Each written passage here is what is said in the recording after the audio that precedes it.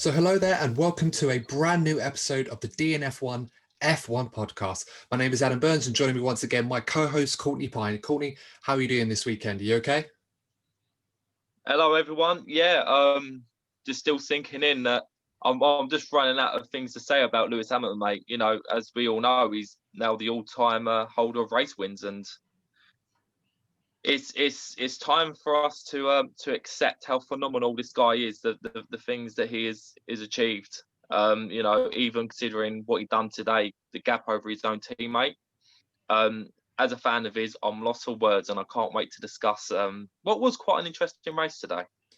Absolutely. For those of you that don't know, of course, today, finally the day, Lewis Hamilton breaking the all-time race wins record, which was held by Michael Schumacher for an impressive 19 years. And by doing so, becomes the outright all-time most successful race winner in Formula One with 92 career victories to his name. And he achieved that today at the Portuguese Grand Prix in Portimao, the Algarve region. And first things first, Courtney, what a chaotic start to the race. I mean, we'll talk a bit more about that in general, but it just unfolded so nicely. It was all crazy. We were concerned about the temperature, the weather. Everyone was caught out almost by it. But then as the race moved on and progressed, Lewis really got into his stride. He made that overtake on his teammate Valtteri Bottas when he was struggling to handle his tyres.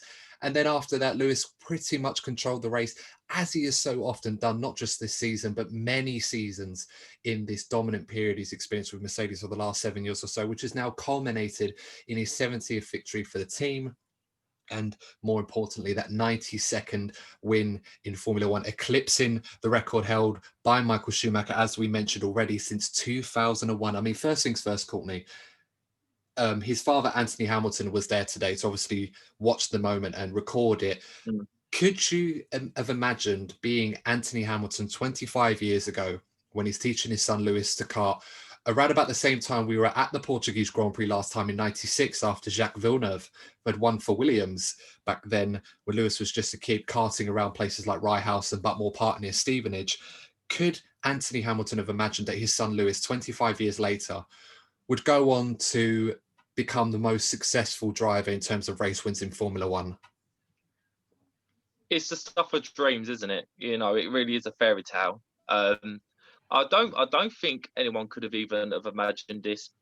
Like even when Vettel was dominating, you know, we always knew that Lewis was talented, you know, and I've always thought of him as the best of this generation, no doubt. But no way did I expect him to equal what Michael Schumacher has achieved. And you know, without jinxing it, he's went on course and equaling his 7th world championship. And you know, I know we've pretty much been beating the Lewis loving drum for the past few weeks, and sorry if you don't like the guy. I'm sorry if you know you're not happy with him dominating. I can see why you'd be frustrated if you don't follow him, but you can't ignore, as a Formula One podcast, you can't ignore that we're witnessing history right now, and it's going to take some time for us to really accept what Lewis has achieved.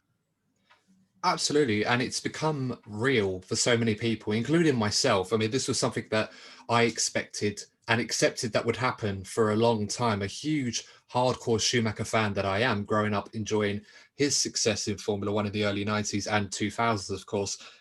It just seemed impossible for anyone to get anywhere near Schumacher's records in terms of race wins, let alone beat that.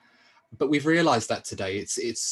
It's an incredible feeling to see a record like that go, and almost in a way, the sort of sentiment around it, around a driver like Lewis Hamilton, who has always had the talent from an early age in his career in Formula One. You know, he joined in his early 20s in McLaren. He had that outstanding debut season, which almost resulted in him winning the Drivers' Championship in his first year at McLaren, getting that first win in the Canadian Grand Prix, 10th of June 2007, that particular day when he did that. And then 13 and a half years later now, up to 92 victories in the Mercedes, 6 world championships on in his pocket, a 7th well on the way. He's pretty much on the verge of achieving that as well. I mean, we're talking staggering statistics about one of the greatest drivers of all time. In some cases, for some people, the greatest. I mean, just going through the statistics regarding Lewis Hamilton is absolutely incredible. I'll just read a few of them out just to show how immense this guy is in terms of his achievement in the sport. You know, since 2013, when he joined Mercedes, he's won 70 Grand Prix. That's 52% of the races he started for the team. Overall, his career, 92 victories, of course, 35% victory. So almost one, pretty much over 1 in 3. 161 podiums, that's 60%, 97 pole positions, comfortably outright leader in that, 52 fastest laps, 6 world championships. It boggles the mind for anyone who has enjoyed Formula One for as long as we have and really embraced and experienced the sport to the degree that hardcore fans have. This level of success is unparalleled. I mean, we were looking at Schumacher's numbers for a long time and thought, surely no one is going to get close to that. And the statistics would prove that. Nobody ever did get really close to Schumacher until Lewis Hamilton today not only got on par with Schumacher, but now he has passed him. And I suppose the question remains, Courtney, how many more races will Lewis Hamilton go on to win in his career? I mean, surely he's going to be going over 100 races by now. You'd say you'd look at the rest of the season, he's looking pretty strong. And then into next season, there isn't really much of a regulation change. So you expect him to be winning, half a dozen at least next season. So the 100 is definitely within reach. But something that bothers me a little bit when it comes to the opinion of Lewis Hamilton, and we please look back on last episode. It was great. We've done a great interview with Lee, and we've discussed why he isn't so popular with some fans. And also, one of the things that comes up, and to an extent, I do understand, they talk about, but he's in the best car. Now today, I don't know if he done it to prove a point. I don't know, but we saw something a little bit unusual, Lewis. What Lewis does, he's very good at time management. And what you usually do, build a lead, but usually between 8 to 12 seconds max on a good day over his teammate, just in case there's anything goes wrong, in case there's any, it takes him a while to overlap cars. Usually keeps around 8 to 10 seconds. Now, after the unusual start, and we saw Valtteri overtake Lewis, yet again, we saw Lewis stay patient, overtake Valtteri, but then we saw him build a lead, Adam, and we don't see this often in this year of Formula One. He beat his own teammate by 25 seconds, and it's staggering. I said this to you, we were talking this after the race, and I was staggered not only by what he has achieved throughout his career to be the all-time wins record, but what he done today. After all these years in Formula One, he's getting on a little bit in Formula One terms, and he's beat his own teammate by 25 seconds. And I think he made a real statement to his haters today. Yeah, you're right. It's an absolute huge deficit to his teammate Valtteri Bottas, who, for all intents and purposes, seemed like this was going to be a weekend that would favour him. We were going to a brand new circuit, a track that we've only ever been to once in Formula One, and that was in 2009 when there was Formula One testing. Of the current grid of drivers, there were only 2 drivers in that race that actually raced professionally at that circuit, those being Alex Albon and Charles Leclerc. So, the lack of experience on a circuit like this, the fact that the track had been relayed in terms of its surface a month ago, it was still very slippy. The conditions were quite cold. There was a lot of oil rising to the surface, as it so often does when you relay a new track surface. It's always one of the difficulties with that. And all of those ingredients had a recipe for a successful weekend for Valtteri Bottas. And until qualifying 3, when it really mattered most, it seemed like that was going to be the story of this weekend's Grand Prix, but it didn't. And Lewis Hamilton once again showing why he has won 92 Grand Prix, why he has won 70 Grand Prix in the last 7.5 seasons. I mean, those numbers are absolutely incredible. And to think that someone like Valtteri Bottas, who seemed like he had it all nailed on, did not only get beat by his teammate who managed his pace brilliantly, but as you said, by almost half a minute.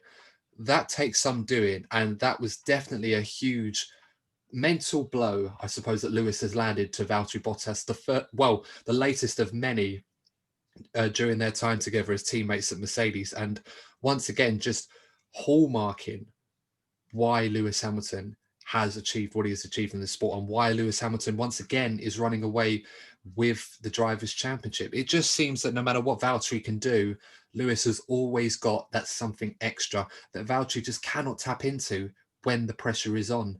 And as we see today, it's one of those races where we all thought this could be a day for Valtteri, or perhaps a day where Lewis may have it hard. And unfortunately, that wasn't the case. Lewis controlling the race.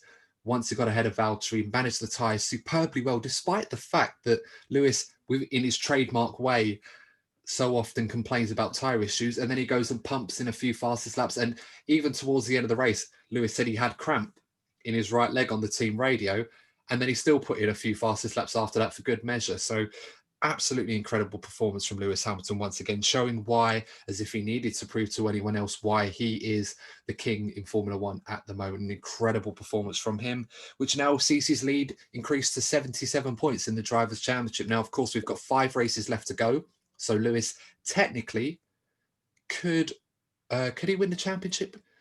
I think he can win the championship the next race, if my maths is right. Yes. So I believe if Lewis, don't quote me on this, guys, my maths might be a bit iffy on this, but with 5 races left to go. I think it's Turkey. Yeah, with I think it's Turkey. Yeah, but with 5 races left to go, I think at the next race in Imola, if Lewis gets the win and Valtteri fails to finish in the top 9 without a fastest lap, that will be enough for Lewis to win a 7th title. Right. So it is possible, I think. Crazy.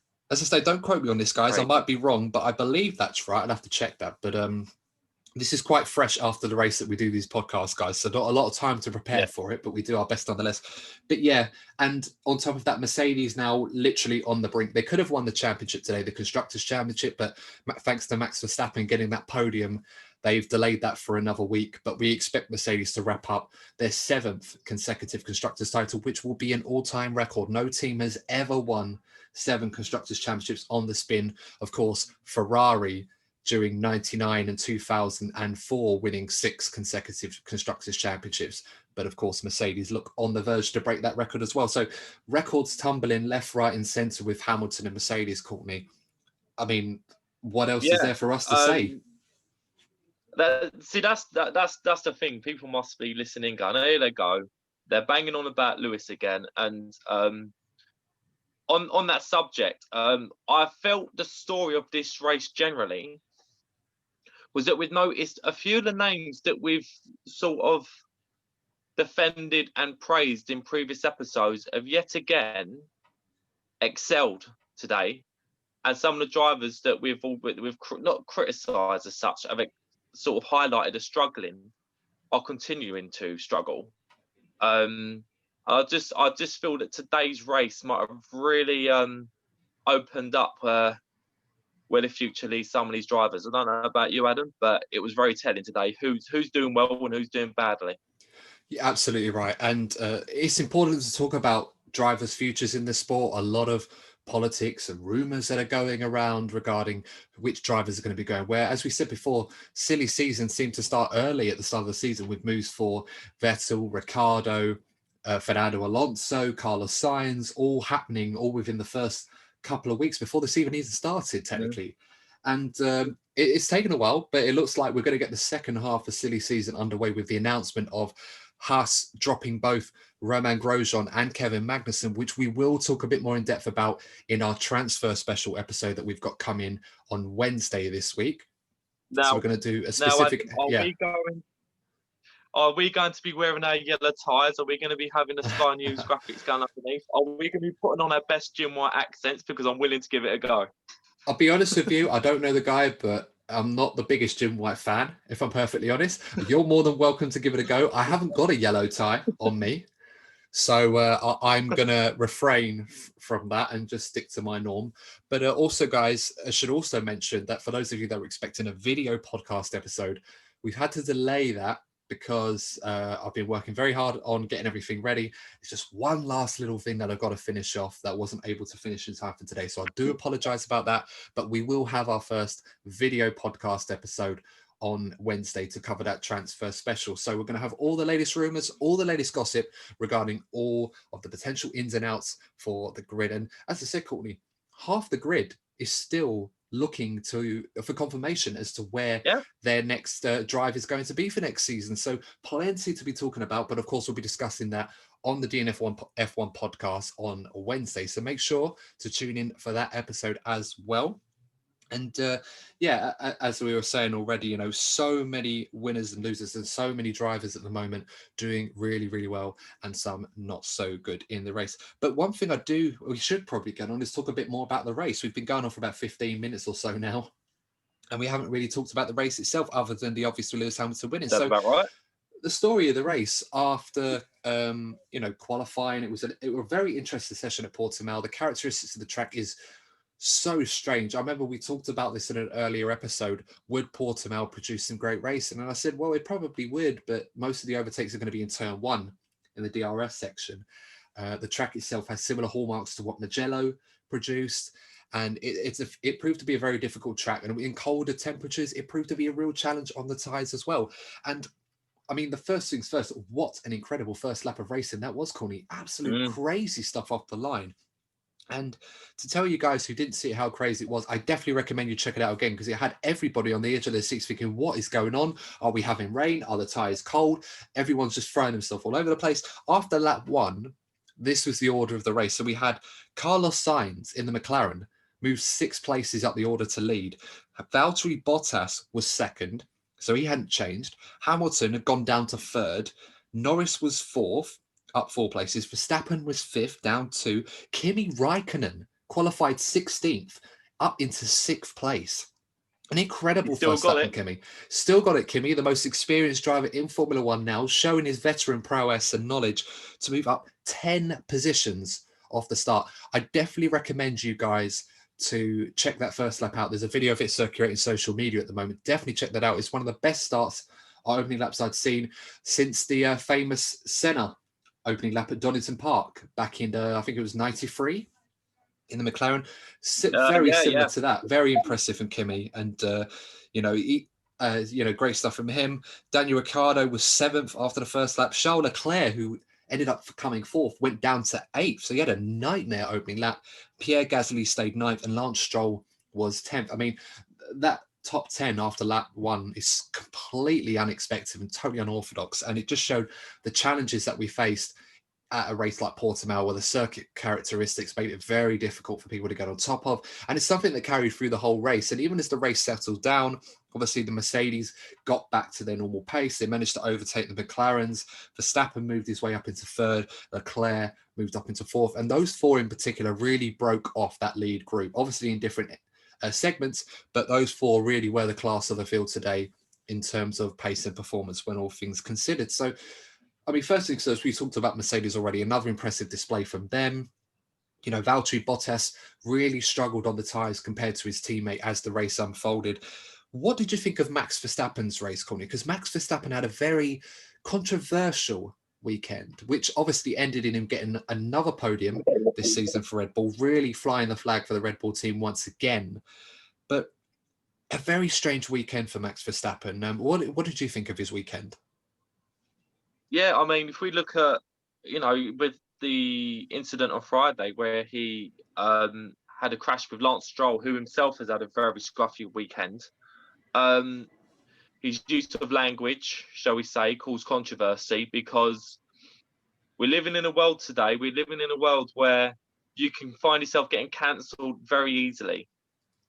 And I'll be honest with you, I'm not the easiest person to offend in the world, but I'm surprised that Max didn't get in more trouble for that incident, because some of the words, and I know in their culture, with Dutch culture, they do swear a lot more, and I think maybe that was taken into account. But the use of language that was used when he crashed with Lance, I can imagine a lot of people could have got offended by that. So there was already controversy surrounding Max, and then in the race itself, he had a tangle with the other racing point, is Sergio Perez. And if that incident hadn't have happened in the first race, he'd have found himself getting a penalty. And I don't know, with Max, we praise him so much on here, rightly so. I've predicted, I feel he's gonna, Charles Leclerc aside, I can see him dominating the sport once Lewis retires. But I'm just starting to sense with Max that he's starting to get frustrated. He hasn't had a real shot at a world championship. You know, we've seen a couple of instances in the past where he was leading and he clashed with Ocon when he was trying to lap him a couple of seasons ago. I'm just sensing there's a frustration. He's not happy to be the best of the rest because, you know, these guys, they want to win. They don't want to be second. They don't want to be third. Even if you can pull it into context, I've got a second best car. I'm the best of the rest. No, he wants to be winning. And, you know, he's already missed out on being the youngest world champion, which was the main aim for him.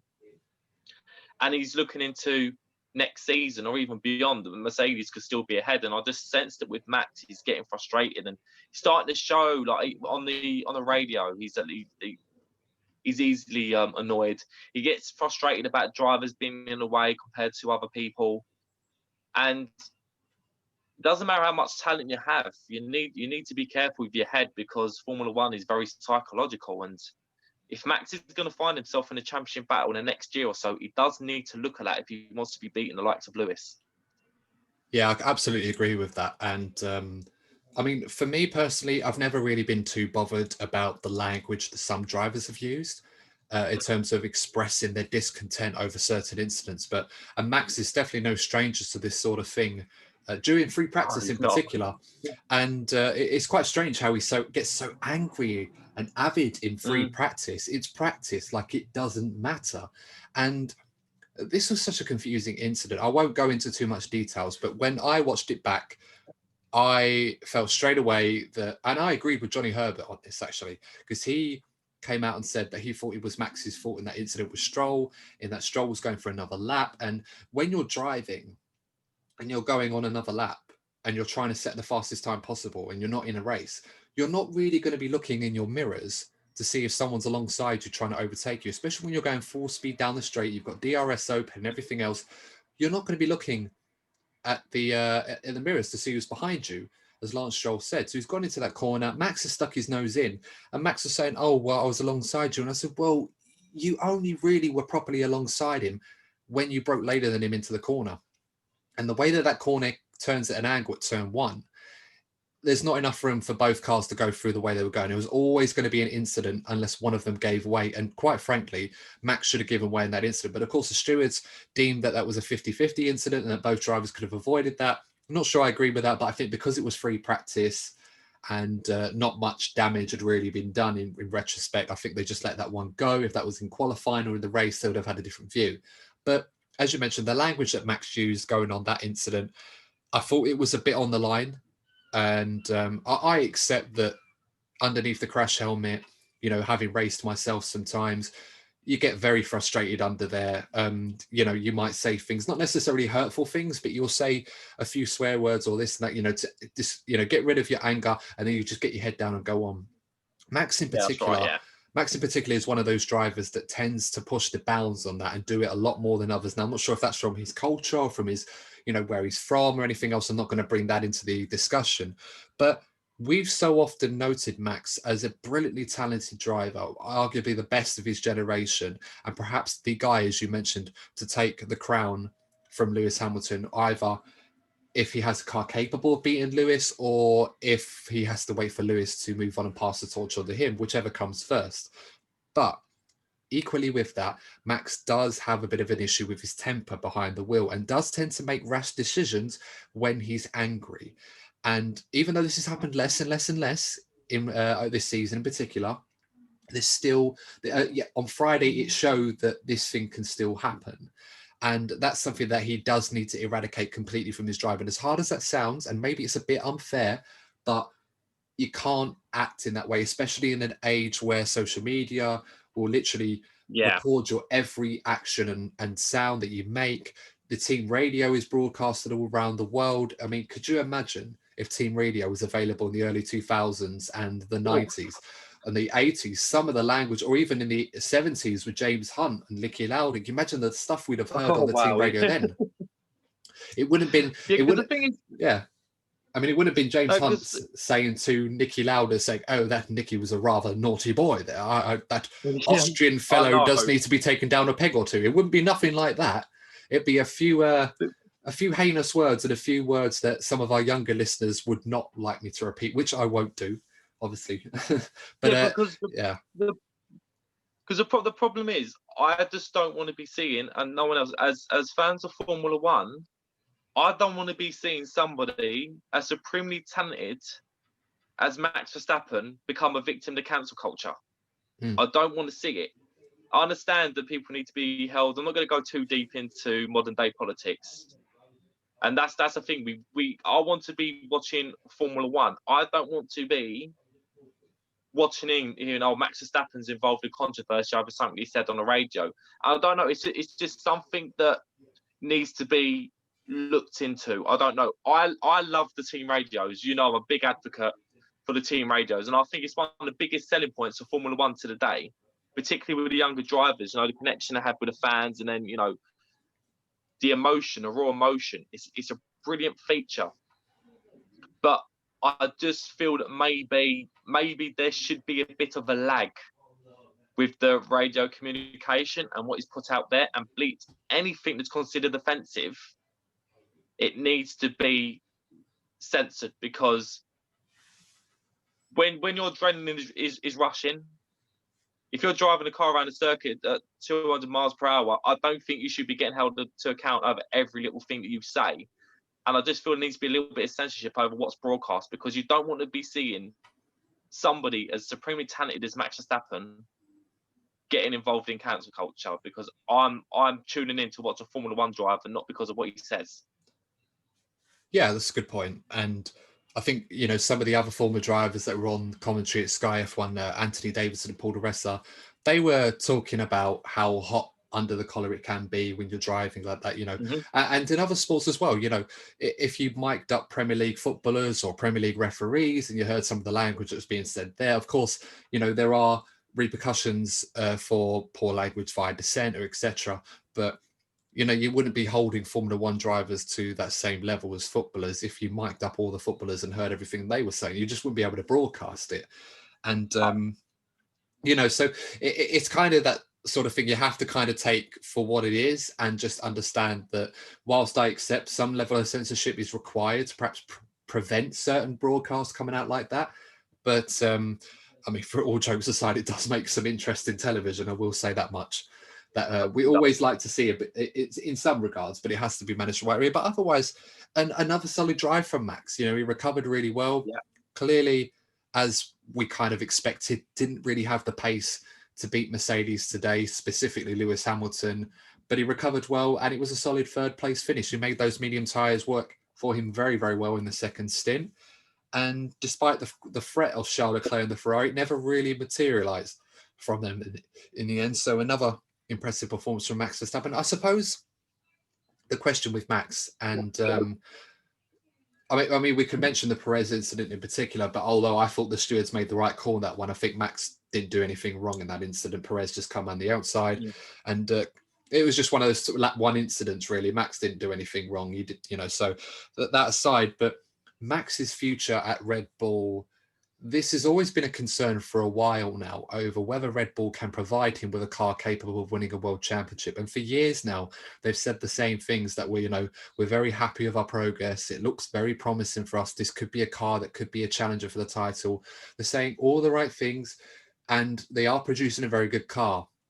But time and time again, they've always been third best in most cases behind the Ferraris and the Mercedes. But this year, just Mercedes in this case. How much longer can Max Verstappen, in your mind, Courtney, settle for just getting the absolute most out of the Red Bull, still finding himself 15 or so seconds behind Bottas, and then whatever behind Hamilton on top of that, before he starts to think, right, I need to try and get myself in the Mercedes? And I'll tell you why I'm asking this question, because in the press conference after Saturday, Max and Lewis were having a little exchange of words about it'd be quite fun for, and I'm paraphrasing here, so don't quote me on this, but Max said something along the lines of, it would be fun to have Lewis drive my car and I'll drive Lewis, and we can compare notes about who's the best in terms of who can get the most out of the other car. And it's a sort of conversation that if you were Red Bull or Christian Horner or Dr. Helmut Marko, even though it's all in jest, those aren't the sort of conversations you want Max to be having. talking about the idea of, oh, it'd be fun to drive in someone else's car, similar to how Fernando Alonso famously once said when he was in Ferrari, what would be an ideal birthday present? And he said a Red Bull. So, I mean, are Red Bull concerned that perhaps they haven't got what it takes to provide Max with that machinery and then eventually may lose their prized asset? What are your thoughts on this situation? They must be. I mean, I don't think I've seen Red Bull in such an unstable state since they started dominating Formula One, because they've got this star. You know, we've already said how great Max is, who they'll be very, very keen to hang on to for obvious reasons, but they can't catch up to Mercedes anytime soon. So they'll be worrying about him. They've got a junior driver program which seems to be falling apart, partly again thanks to how good Max is. And also, let's not forget they've got this whole issue with Honda leaving Formula One, so they've got to think about that. And I just feel that a lot of futures are going to be decided after 2022. If Red Bull aren't anywhere near, if they're not challenging for that championship in 2022, I can see Max looking to leave. And the only place that I can see is Mercedes. And my prediction at this point, God, we all know how the world works. The prediction at this point would be, I feel that Lewis could retire after 2022, particularly if things don't go too well for them. And then I can see Max replacing him. I don't know about you, Adam, but I reckon Lewis will stay until 2022, and then Max will then carry the torch. And how ominous would that be for every other driver to have Max Verstappen in the Mercedes? That would be almost unbeatable. I think it's something that we've wanted to see for some time, although with the caveat of having to go up against Lewis Hamilton, that I think that's what we all want to see, those two in particular. Probably not something we'll ever see, which is a shame. But it was kind of like the similar thing where we had Alonso, the young rising star, against Schumacher. But back then, Formula One, at least at the top end of it, was a lot more competitive than it is now. And, by comparison. But it's a definite worry for Red Bull. I think personally, Red Bull should be very concerned that whilst they've got issues over picking their number 2 driver for next season, there are the issues starting to mount over whether or not they can provide their number 1 with what he needs. And if they can't, Mercedes may, and probably, in my opinion, should manufacture a way to facilitate that happening for Max. So we'll have to watch his space on this one. Just a quick note before we go on the break. It's been a lengthy first half to this episode. But a word on Alex Albon. Another difficult race, I think it's fair to say, for him. He's had a few of these this season where the start really bogs him down, and it was no different today. 6th in qualifying, not a bad performance considering how tightly bunched the top guys were. I mean, he was only a few tenths slower than Max Verstappen, so probably around the barometer Red Bull were expecting from him. But he ended up finishing outside the points in 12th, 2-stop. He was the second best of the 2-stoppers in that race. And a very strange race for Alex Albon. For whatever reason, he just couldn't get on top of things. But, in the second half of the race, he was fairly quick. He was in a good position, lapping almost as quickly as his teammate. Are we starting to hear signals or starting to get the impression now that perhaps we're not going to be seeing Alex Albon in a Red Bull next season? I mean, we'll talk about this a bit more in Wednesday's episode, but some of the noises I'm hearing from Red Bull now are suggesting to me that whilst they like having Alex in the Red Bull program, they just feel that perhaps he is not quite capable already yet to get the most out of this car, and perhaps a potential demotion to AlphaTauri next season is the best solution. Yeah, I mean, the most poignant moment in that race for me was seeing Alex get overlapped by his own teammate. Now, regardless of how good your teammate is, unless you have an accident or you have a big penalty, you should not be getting lapped by your own teammate. We're talking about how much Lewis Hamilton beat Bottas by, but he got lapped by his own teammate in the same machinery. It's simply awful, and it shouldn't be happening. And Albon just seems to be the exact same guy that Gasly was before he went to Toro Rosso. And I think for the sake of his own shall we say, mental health in a sporting sense. I think he needs to do what Gasly done and start again, because Gasly, prime example, Gasly yet again, another dazzling performance by him. He looks like a whole new driver. Christian Horner did say though that it does seem that the Toro Rosso is an easier car to drive. The Red Bull obviously performs better, but it's almost on rails. Is that sweet spot that Max seems to hit more than anyone that he's teammates with. But I think it's time for Albon to go to Toro Rosso, because we know these guys are, and you want to be seeing these guys challenging. But if they're not in the right frame of mind, then they need to take a break from it. And I want to see someone at least half challenge Max, because I think it'd be good for him. It'd be good for Red Bull. So let's hope that Red Bull, they've got some massive decisions to make, because it could define their future in the sport. Yeah, absolutely. And no, I agree with that. I mean, the only thing I would say to Christian Horner in response to that is that, well, if the car is harder to drive, why not make it easier to drive? Focus on drivability a bit more, because, you've got two guys in this car. And I mean, we know that they do invest a lot of their resources into Max, but there's a reason why Formula One has two cars in every team. So that's something you need to look at as well. But I absolutely agree with that. Very difficult race for Alex in the end. But I think we'll wrap that up here for part one. It's been a very long part one, so thank you for bearing with us on this one. But we're going to take a quick break. And then in part two, we're going to review some of the races for some of the other teams like Ferrari, AlphaTauri, Renault, McLaren, and Racing Point, and some of the others as well. So until then, we will see you for part two of the DNF1 F1 podcast. The DNF1 F1 podcast is a brand new show that covers the latest gossip, news, and events in the world of Formula One. In each episode, we discuss the hot topics, interview guests, as well as review each race from the Formula One World Championship. We upload new episodes weekly, and we upload our podcast episodes on all major podcasting platforms, including Spotify, Apple Podcasts, and Google Play. We also upload video versions of every podcast episode on the DNF1 F1 podcast YouTube channel, as well as other great content that you can check out. So make sure to subscribe to the YouTube channel and click the notifications bell so you don't miss out on any new content that we produce. You can also follow and engage with us on social media. The DNF1 F1 podcast is now active on Twitter, Instagram, and Facebook. Thanks for tuning in. Stay safe, and we'll see you in the next episode of the DNF1 F1 podcast. So welcome back to part two of the DNF1 F1 podcast. So as we were talking about before, we were just discussing the day for Mercedes and Red Bull. So moving swiftly along, because that part one was quite a bit long, so we'll try and cut through some of these as quickly as we can.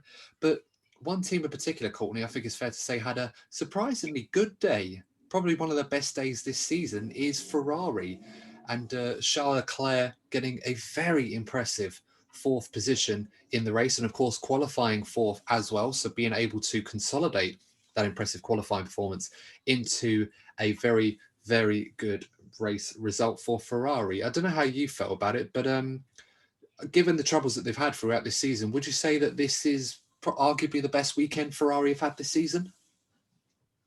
Yeah, particularly for Charles Leclerc.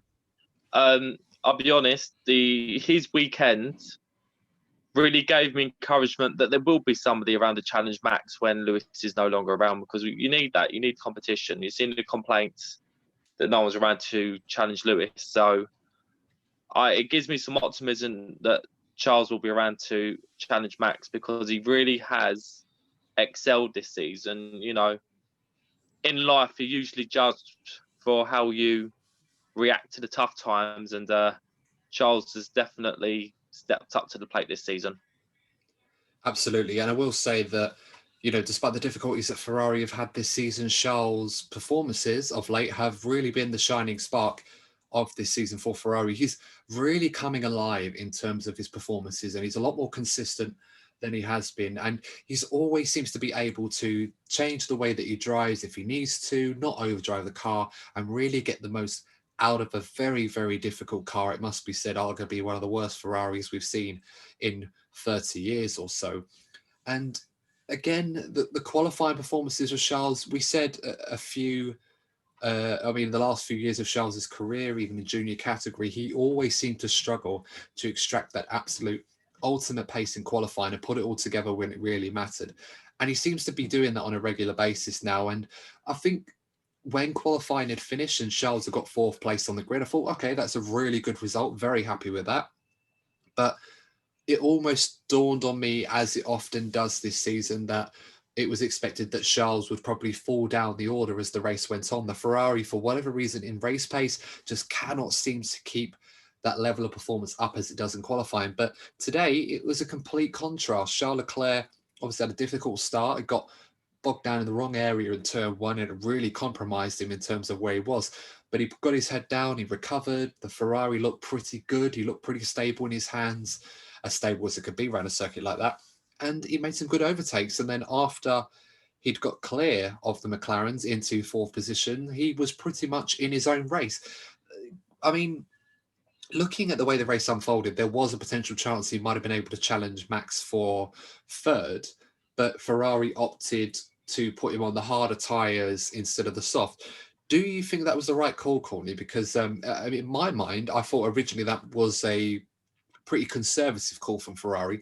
But given how the runners, or the runners that went onto soft tyres like Perez, for example, and a few others later on in the race, they really struggled. So perhaps, was that the right call from Ferrari? Do you think that they were being too conservative, or do you think that perhaps they felt that Leclerc, it wasn't quick enough to catch Max in the end? It was certainly right for them to take the conservative approach, given the struggles that they've had. They needed a solid weekend. They've yet to have that. They've had some good Saturdays and really struggled on the Sunday. So they needed a solid result. And Ferrari have also struggled with strategy. They've made some shocking strategy calls. So they needed a weekend where they could just, decent qualifying, decent result, decent choices being made in terms of strategy, and they've achieved all those things. And that could be the starting point for them to slowly but surely come back. So I do think, it was the right decision for Ferrari to take. And I think it's important to give Ferrari credit where credit's due. A double point scoring finish today with Sebastian Vettel finishing 10th. Vettel had a terrible qualifying, but did manage to recover a bit and get into 10th place in the end. So, Sebastian Vettel had never finished in 10th before this season, and now he's finished in it 4 or 5 times now. So getting kind of used to that position. But all things considered, Ferrari do look like they're making small steps of improvements going forward up the order. And today, in Charles Leclerc's hand, they look absolutely best of the rest. I think the objective for Ferrari now is to continue on this upward trajectory that they're making, small steps to improve, to the point where they feel that if they keep this up, they could end up being best of the rest for outright performance by the end of the season, which I think would be a very successful achievement for them, given where this season has transpired for them. I mean, Simon de Resta in the week was talking about the development route for next season. They're going to be focusing primarily on the rear of the car, as they're quite limited with the tokens available for aero development, and the engine is going to be better too. So, I talked often a lot about car development during pre-season, and I mentioned that it is important to have a good rear of the car, because the rear doesn't just improve rear performance, but it also translates to improvements at the front.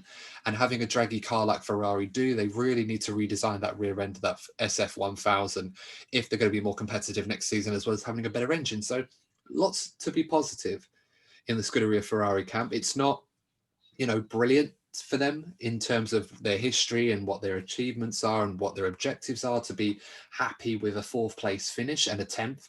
But under the circumstances of this season, I think a very good day for Ferrari. They seem to get everything right. And Charles Leclerc is proving once again, as we've often said this season, to be a real talent. And perhaps this experience this season will hone his abilities and his craft and allow him to be the elite level driver that we expect him to be once Ferrari give him that car that's capable of challenging for a world championship, hopefully in the not too distant future. So, next season will be the way to they will continue to go for next season. But it's all about 2022, Adam. It's all about 2022. Yeah, we should stress that Jean Elkann and Louis Camilleri specifically said that 2022 seems to be the most realistic date the earliest realistic day, I suppose, that Ferrari will be returning to the front of the grid. Or so fingers crossed that they are in that hunt, because it's certainly not the same without Ferrari this season. So it's really good to see them having a good day today. So, I mean, we won't talk about Sebastian Vettel much. We've already really said everything we need to say on Vettel. It almost seems like the way he's driving at the moment, that this is a man who just can't wait to be out of there. As much as it pains him that this is happening, the way things are going, he's probably looking forward to having a nice break and then starting his new adventure with Aston Martin. Well, Vettel's not really the beach kind of guy, is he? He's more into sitting in his lovely cottage in, I think I'm going to say Austria, it might be Switzerland, one of the two, and going in the garage and fixing up those old motorbikes that he so often does. You might see him do some virtual racing. He did have a stint with the race on an old sim rig and had a pretty decent performance. I remember everyone was talking about it when Sebastian signed up, a four-time world champion signing up to do sim racing on an online race during lockdown. It was quite fun to see. I don't think Vettel's going to be doing much of that. Probably be more of the norm before he starts his journey with Aston Martin, which I hope will allow us to see the more common version of Sebastian Vettel that we're so used to seeing. So fingers crossed that works out for him. Moving on to Pierre Gasly. You mentioned him in part one, Courtney. Had an absolutely incredible race once again. 9th in qualifying. Under the circumstances of how quick he was in practice, might have been a bit of a disappointment that he was only 9th fastest. It seemed that everyone else managed to improve their speed a bit while Pierre was on it straight away and only got 9th. But an incredible race from him, finishing 5th. Definitely showing, like Charles Leclerc, more of his ability every single race. And Pierre's in a very strange position in terms of his future. He's currently in a Red Bull program, which clearly doesn't really want him there in terms of, thinking of the future, in terms of a Red Bull seat after the stint he had last year, which proved to be very difficult for him on a mental note, rather and career-wise as well. All those things aside, and we will go more into that in Wednesday's episode, we are really starting to see the potential that Pierre Gasly has shown from his junior days and things that people have seen about it, and the mental strength as well, the mental toughness he has, especially after winning that first race. It's got to be said that Pierre Gasly proven to be one of the absolute stars this season, and I'm really happy for him that he's starting to show his true ability, and it's putting a lot of people on notice. Considering how he was last year, I don't think anyone would have expected this level of turnaround, but it's great to see that he's producing these results on a regular basis, and once again, another strong performance in AlphaTauri. Yeah, I couldn't put it any better myself, Adam. He's been consistent as well. Even with the win, the win is the thing that makes the headlines. It's great and everything, but I just feel he's just been very consistent, and he's definitely got the very best out of that car. And I don't know, for Pierre, would he really want to go back to Red Bull, considering he's gone back? Considering he's in a good mind frame. I mean, I feel there'll be quite a few teams after him going forward after what he's achieved this season. Well, to tell you the truth, there are. But as I said before, we will talk more about that on Wednesday. So if you want to know who, guys, if you're listening in, make sure that you tune into the episode on Wednesday, and you can watch that on the YouTube channel. That'll be our first video podcast. You get to see our faces as well, for those of you that haven't already or followed us on social media, and some of the other work that we've been putting in for that. It's going to be really fun, and I'm looking forward for you to seeing everything that we've got for you as well. But moving on to Danny Kvyat, by contrast, having a very difficult day. 19th overall, didn't have the best of starts, got bogged down, it must be said, and he had a few time penalties for exceeding track limits. I mean, on a note on exceeding track limits, this was something that we saw a lot in Portimao, proved to be a lot more of a focal point than it normally would be. I mean, in practice alone, the 2 practice sessions on Friday, it was 124 track limit violations. And a quarter of those were from Albon and Lance Stroll alone. And it won't surprise you to hear that Stroll got a penalty for that as well during the race. And Danny Kvyat was another one, but a very difficult day for Danny, and another driver whose career is in the balance at AlphaTauri. But of course, we'll talk more about that on Wednesday. So a bittersweet day for AlphaTauri, but another good performance from Pierre Gasly. So we'll move to McLaren. Again, contrasting day for both of their drivers. Carlos Sainz, one start from Carlos Sainz. He, as I said earlier, he led the Brilliant. race after lap one, managing to overtake both the Mercedes, Max Verstappen and Charles Leclerc. Brilliant start from him. I mean, me personally, it was nice to see Carlos Sainz doing well, showing some of the qualities that Ferrari fans, including myself, will have to look forward to for him next season. And he's really upped his game, Carlos Sainz. Of course, the way the race unfolded, it was very difficult for him to keep that level of pace up. McLaren have tended to fall down the order a little bit compared to the others. It's probably fair to say on outright performance, they've now fallen behind Ferrari in the pecking order. Behind them, Renault and Racing Point in that battle, but they're still in the mix in terms of the Constructors' Championship for third place. They finished ahead of all of their rivals, with the exception of Ferrari, technically speaking. So, a reasonably decent day for Carlos Sainz getting that sixth place overall. And Lando Norris, unfortunately, was having a good race, but until we had that incident with Lance Stroll, which I think, Courtney, we don't even have to go into that too much. It was completely Lance's fault, 100%. Not a similar incident to the Max Verstappen one, but that was definitely Lance's fault and should have allowed Lando the room on the inside of turn one, which, as we said, proved to not work out and ruined Lando's race completely. So we ended up finishing 13th overall. Moving to Renault now. Strange day for Renault, because after the highs that they experienced at the Eiffel Grand Prix last week, where Daniel Ricciardo got his first podium for the team and their first podium in 9 years since the Malaysian Grand Prix in 2011, when Nick Heidfeld finished on the podium in that race. Back down to earth and a bit of reality on a track where we kind of expected Renault to not be as strong as they have been in other recent weeks. It must be said, it's definitely a much mechanical grip kind of circuit, and it's a track where we felt Renault might not be as good as they had been. But they've got a double points finish. Esteban Ocon 8th, Daniel Ricciardo, eighth, Daniel Ricciardo 9th. Bit of a strange race for Esteban Ocon, because he started off getting caught out and having to make an early stop, then went on to the medium tyres for an incredibly long stint. I can't remember how many laps it was. I think it was like 40 odd laps.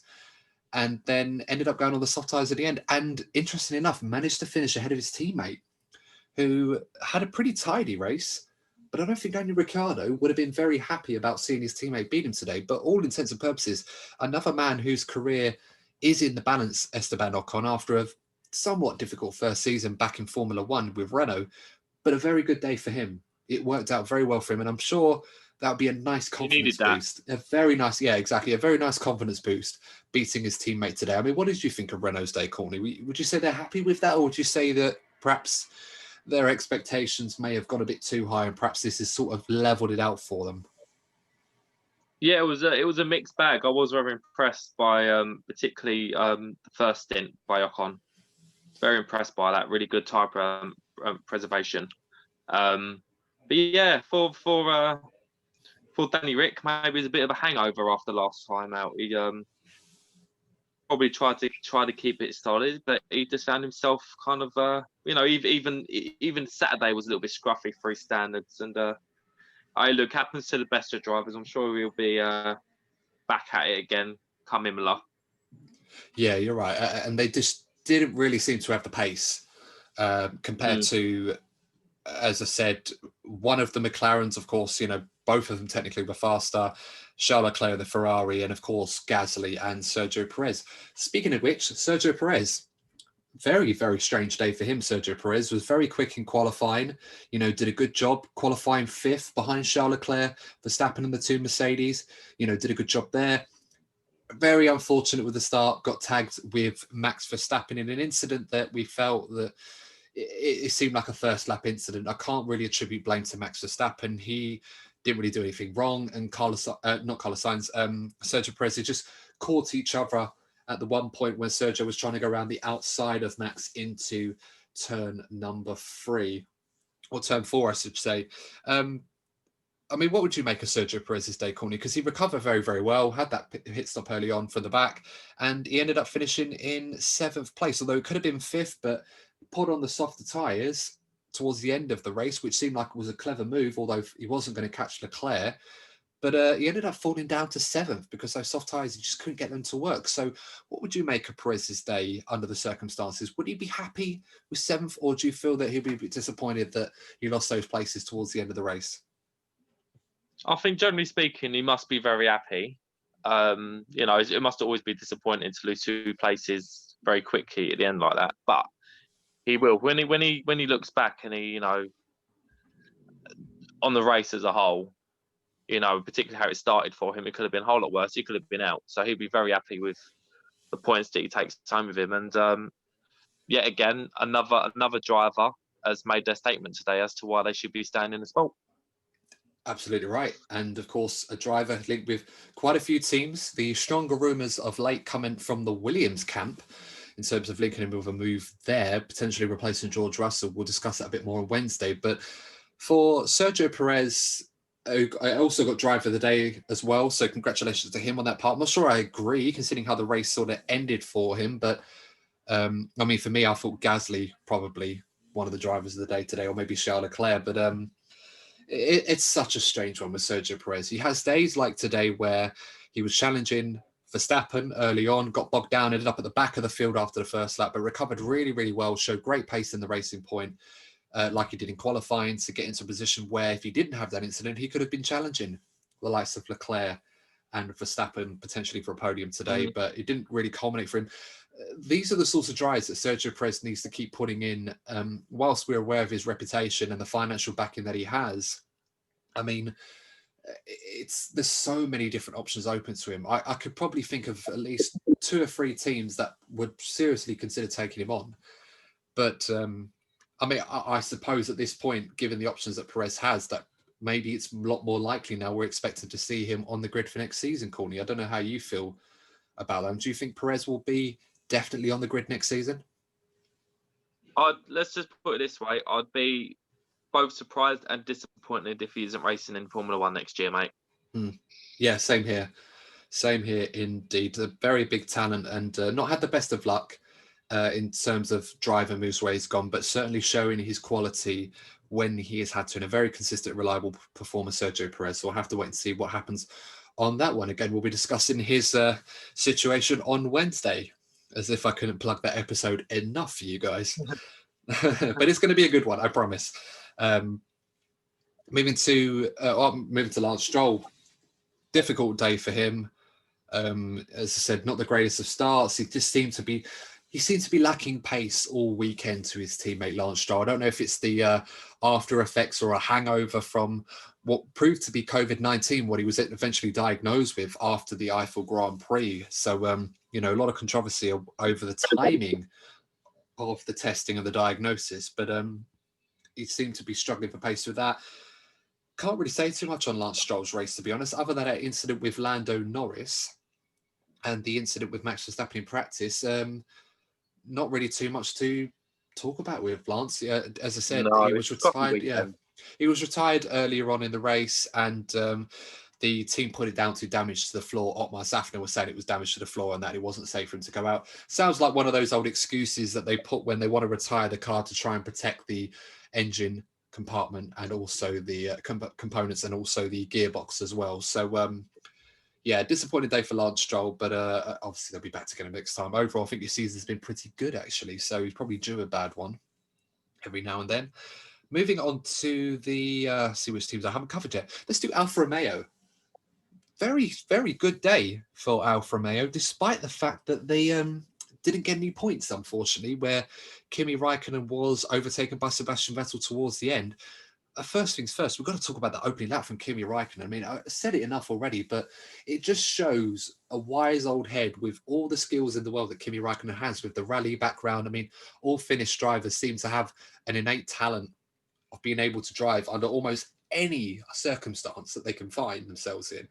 And Kimi Raikkonen proving once again that the wily old fox still has plenty of tricks up his sleeve for some of these younger drivers in the field. And it was a relatively decent day for Giovinazzi. I suppose, Courtney, one of the biggest hallmarks of this Alfa Romeo is that it's much more competitive in the race trim than it is in qualifying. It's a completely different car in the race. Yeah, I mean, with Alfa Romeo, it's difficult for them to compete even for points given the resources that they have. But when you have a name like Kimi Räikkönen, you can always expect him to pull an unexpected performance out of the bag out of nothing. And he almost achieved it today. You know, if he had a bit more luck with safety cars and stuff like that, he may have, Alfa Romeo may have left with a decent haul of points. Yeah, absolutely right. And as I said, if it weren't for Sebastian Vettel, it probably would have been. Interestingly enough, Antonio Giovinazzi, the only driver in the field remaining that has maintained the record of at least making one overtake on the opening lap of every single race. So he's still got that in his pocket. So well done to Gio. I mean, the Alfa Romeo lineup, a lot of news has been going around whether that's going to be the same or whether Mick Schumacher is going to be coming there or whether they're going to keep it. So much to discuss on that one. But as I said, we'll talk about on Wednesday again. It's probably, I got to have a clicker for how many times I've plugged that episode on Wednesday. So I hope it's going to be, I know it's going to be good, guys. Don't worry. You can count on us to deliver on this one.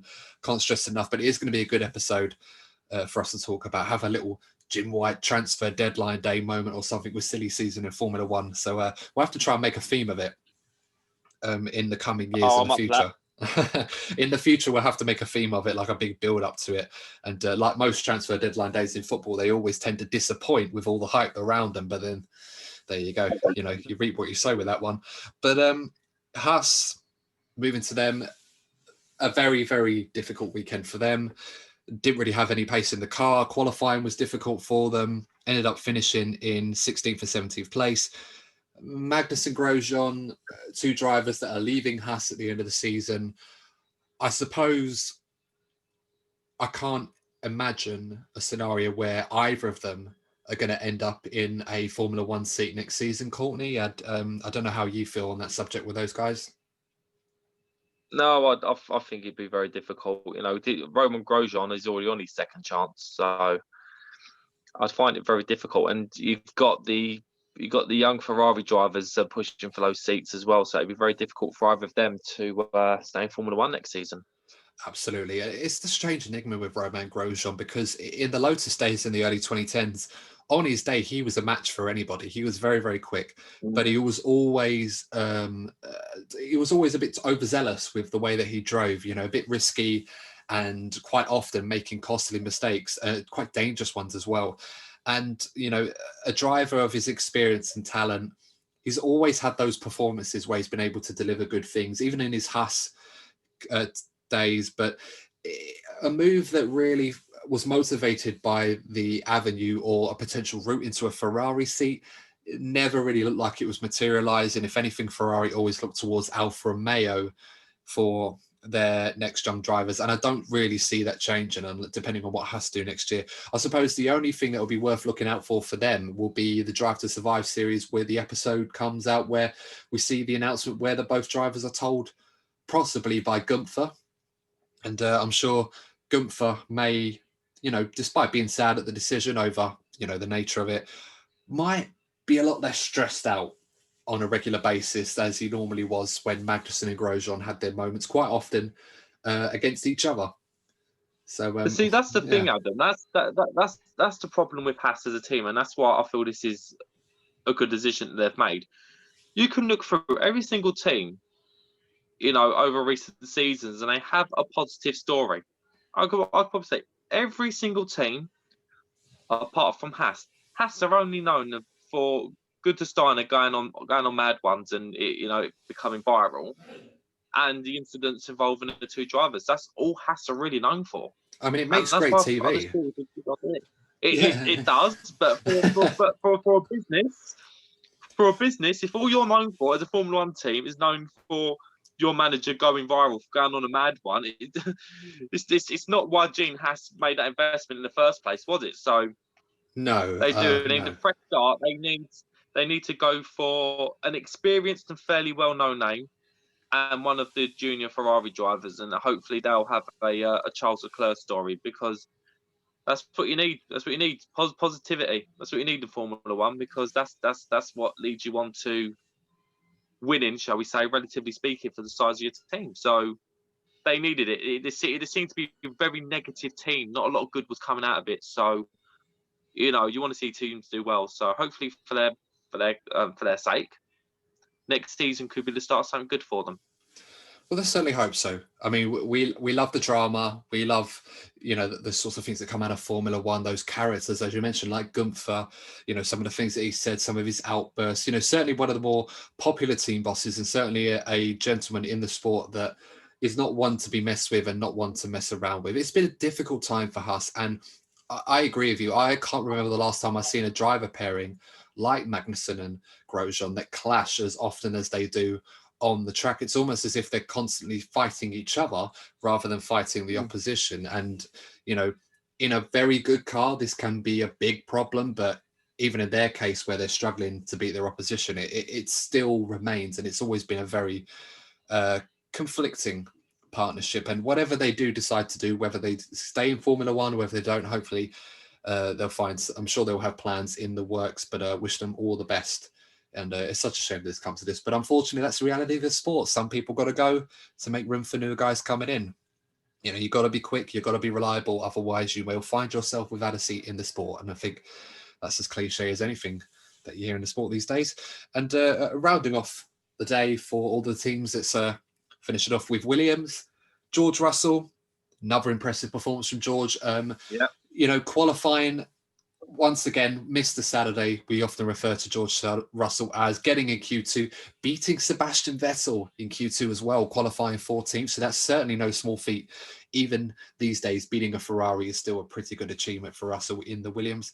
But, once again, I think it's hard for George Russell because he drove a pretty good race. And I've often said on this podcast that George doesn't always replicate his performances on Sunday that he does on Saturday. And is that because the Williams is not that great a car in the race compared to qualifying over one lap?